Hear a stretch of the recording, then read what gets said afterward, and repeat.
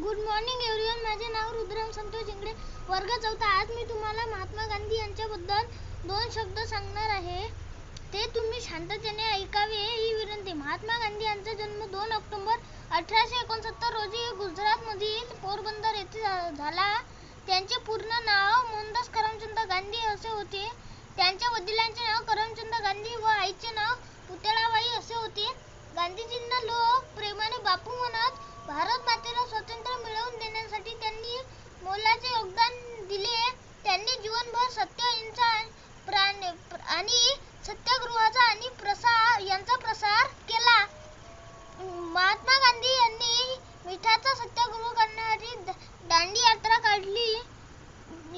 त्यांच्या करो या मरो या घोषणेने संपूर्ण भारत ढवळून निघाला होता. गांधीजींचे 2 ऑक्टोबर हा जन्मदिवस विश्व अहिंसा दिवस म्हणून जगभरात साजरा केला जातो. महात्मा गांधीजींची हत्या नथुराम गोडसे या माथे फिरून 30 डिसेंबर 1948 रोजी गोळ्या झाडून केली. एवढे बोलून मी माझे 2 शब्द संपविते. जय हिंद, जय महाराष्ट्र.